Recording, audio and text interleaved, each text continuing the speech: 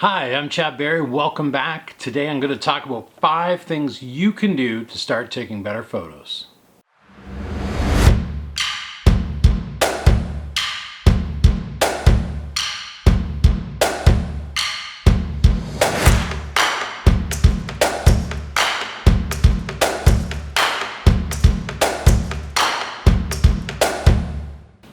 Hi and welcome back. Thanks for joining me and I hope you've subscribed. Today we're going to talk about 5 ways you can start taking better photos. I thought today it's a beautiful day. Instead of keeping everything in here in the condo, we're going to head outside. So follow me.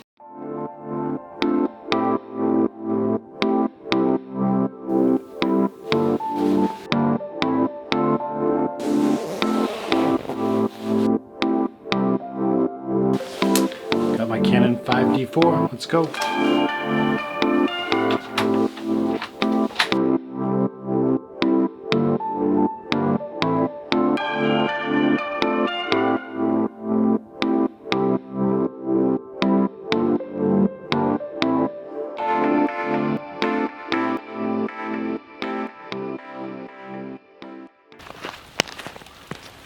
Okay, so we got a little bit outdoors today. I hope the audio is okay. You're going to hear lots of snap, crackle, and pop. We've got lots of snow melting here, so we'll check the audio later. Hopefully that's working out.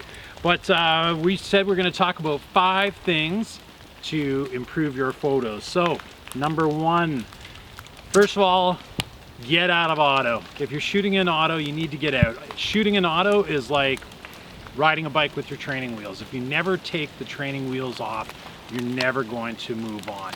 And when I say auto, I don't mean just the green box with the little A in it. I mean all of those automatic modes, your sports mode, your portrait mode, your landscape mode. They're not going to teach you anything. What you're doing is you're allowing the camera to make all of the decisions for you. Now the cameras are better and better all the time. They've got all kinds of stuff programmed into them so they can see the situation and try to do a good job for you, but they're really limiting the amount of control that you have. If you want to change stuff like exposure, which we're going to talk about next, you don't have that ability. You don't even have the ability to tell whether your flash is going to turn on or turn off. You've probably taken photos before in a portrait mode, pop, the flash comes up, and it's overexposed, it's too bright, the person's washed out, and you're not happy with that image. But you can't turn that flash off in those automatic modes. So we're going to get you into program mode or into aperture mode. Those are my 2 recommended modes if you're learning photography and you want to get going. Program mode runs very, very similar to your automatic mode, but you have a little bit more control. You're going to be able to change your exposure. You're going to be able to change whether your flash turns on and off. So I'm going to bring the camera a little bit closer. Hopefully you can see I don't have all those modes on my camera, but you can see I'm in AV mode, or it'd be A if you're on a Nikon. That is your aperture mode. You could also turn it into P for program mode, or I say sometimes P for practice. So get out of auto mode, get into program mode or aperture, and that's going to help you start taking a little bit more control over your images right away. I'll be right back with number 2. Okay, so we've talked about program mode and aperture mode, getting out of auto, starting to get a little bit of control over your camera. One of the things you're going to be able to do with that is you're going to be able to start to control your exposure. And what the exposure generally is how bright or dark your photo is. So if you've taken photos before, especially if you've come out in something, you know, shot out in the snow or something like that, you might notice that your snow came back really gray, that the image isn't the way you want it to look. So you may have to brighten an image up or darken it down, add a little bit of contrast to get the image the way you see it with your eyes. The camera can be fooled, okay? So we're gonna talk about number 2, and I guess that's a little bit scratched out, but oh well. Number 2, we're gonna talk about exposure, and what I'm gonna show you is the exposure compensation button. Now, unfortunately, my camera doesn't have the button that a lot of the entry level cameras would have, but I'm still going to be able to show you the meter on there so you can see what I'm talking about. So I'm going to get a little bit closer to the camera, turn the mic around, and hopefully I can be able to capture this for you.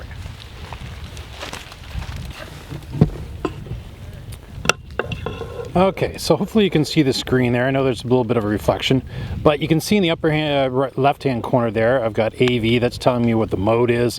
Next to that, your aperture, and then your ISO. And underneath that, I'm just going to hit Q to highlight that, the quick button. And this is your exposure. So you can change that exposure by dialing your wheel, or if you have an entry-level camera, there might be a little button somewhere over here with a plus minus on it. You'll press on that and then dial the front wheel on your camera up here.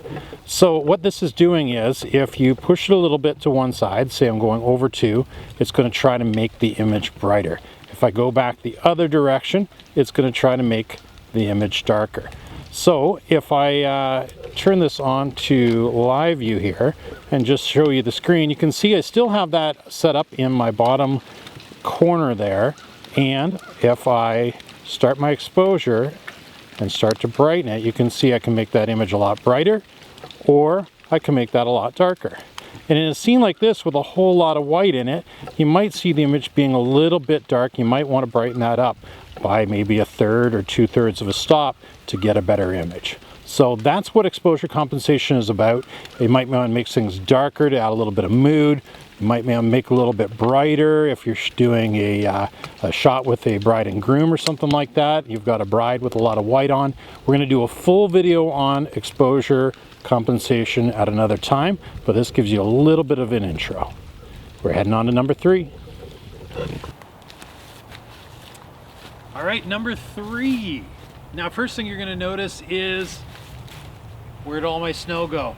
Truth be told, I did all my filming this morning. I got home, I loaded all my files into the computer, started doing my editing, and a lot of my audio tracks sucked. The microphone I had a little problem with this morning, so I've got that fixed. We had a little bit of wind and you couldn't hear anything I was saying. So I've come out, we're refilming these, make sure that you can hear these tips and that you can start taking better photos. So tip number 3 is going to be how to hold your camera correctly.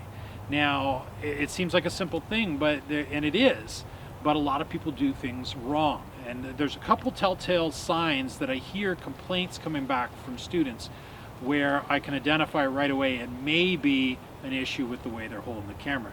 One is they might complain that they go off and they're shooting for 2 or 3 hours and their wrists and their arms are really sore.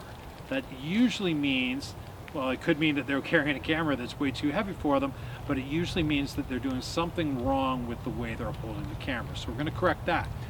The other thing that I'll hear is the complaint that my photos are always blurry. They're a little bit soft.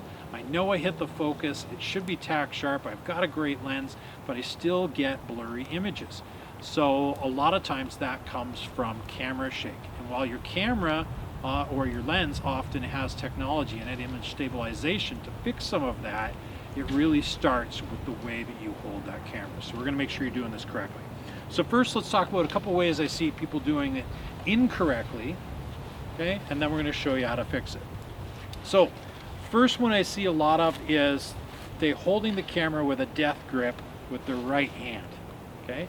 The right hand is supposed to be nice and relaxed. It's supposed to be able to move around, hit those controls, roll those dials, and be able to gently press on the shutter button to get a nice smooth action and get a great picture. So we can't have that death grip on there and be able to do all that. It's not going to work. The other thing I see people doing is they're using their 2 fingers like this to do the zoom, okay, or to focus. And again, your right hand is carrying all the weight. We're going to switch that. Your left hand is going to become the bearer of the weight, and we're going to do this in a way that takes a lot of weight out of the body or out of the wrist. If you place your palm up, place the camera in it, and keep your elbow in, all that weight comes right back down into my body. Okay. My right hand is nice and free, and it can get in there and it can do the work on the controls. It can press that shutter. Okay, you don't have that death grip anymore. If I want to move to portrait, I simply rotate. Okay, it's now on top. I'm able to take my photos. It's nice and light and it's nice and easy. And again, that weight is being transferred back to the body. Okay? Another thing I see people do wrong is and there's a time and place for this, but they take all their photos using the LCD on the back of the screen, but they have their camera way out here like this. Okay? the further away from the body you are, the more magnified the motions. Every single little vibration is going to occur. So we want to be able to bring that in closer. And in most cases, let's turn that off, and we're going to add a third point of contact. We're going to hold with the left, hold with the right. We're going to pull those elbows in, and we're going to use that viewfinder, place that right up against, press it into your face, and I'm using my face as a third point of contact. It's a lot of ways for me to distribute that weight and transfer it back into the body. So one more thing, when we're talking about the body, just like when we're working on a tripod has a nice wide base. That's why they're so stable. So I see this happening a lot with people standing with their feet really close together. Okay, they're very unstable. If somebody bumps me in a crowd, I'm going to get knocked around pretty easy. Okay, so I'm going to take my feet a little bit wider. I might exaggerate a little bit for the camera, but at least about shoulder width apart. And I'm going to move my right foot, in this case, slightly back. Okay, going to bend my knees a little bit. And this, when I pull this all together, it's a little more of an athletic stance, but I can swing, I can pan, I can move up and down, okay? I can squat. I've got a lot of movement and a lot of stability that's going to take that camera shake out of there. So that's how to properly hold the camera. Again, 1 point of contact, 2 points of contact, 3 points of contact, a little bit wider base. Come right back with number 4.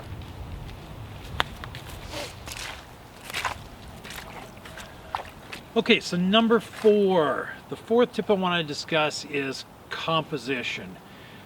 And I'm going to make this really general. I could talk for hours about composition.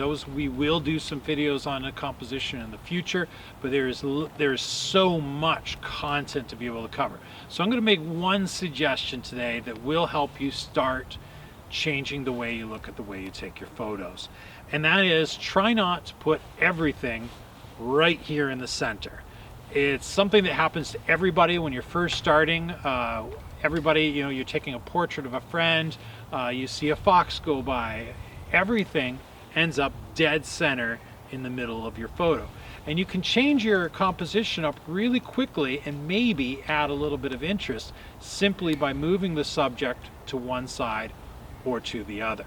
Now you can move your focus points in there to make sure that you still get everything in focus, but we want to be able to start taking things off center some of the time. If I just come over to the side here, I can continue this conversation here, and if you were looking at this like a photo, now look at all of the room and the space that is over on this side. Maybe this is a white backdrop and I'm using this for a space to put text, titles and stuff. If I'm standing here in the middle, right, you only see a sneak of the background here and the sneak of the background there. If I was on a trail on a mountain top right now, you might not see a lot of the background, but just shifting me over from one side to the other lets you expose a whole lot more of that and tell a lot more of the story. So, tip number 4, start taking things out of the middle of your frame.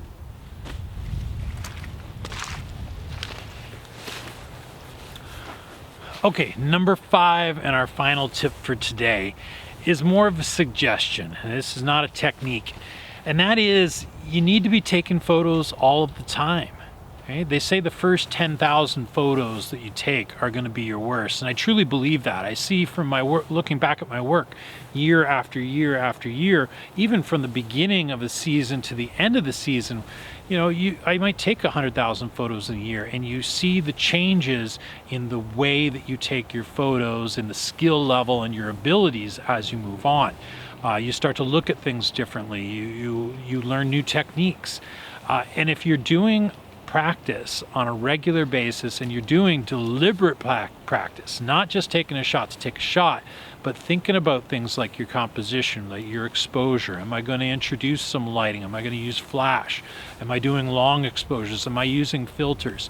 The more you shoot and the more you understand your camera and how it captures images and what you can do with them both in camera and in post-production, the better your images are going to get. So keep your camera on you all the time. Take those photos, bring them to family events, have it in the car so it's ready when you're riding down the road and you get inspiration. You see an abandoned house that you want to get a shot, that you can take 5 minutes, get out, get a few amazing shots, take that moment of inspiration and use that to grow.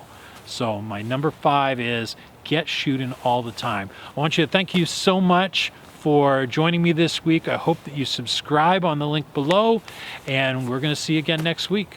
Have fun. Happy shooting.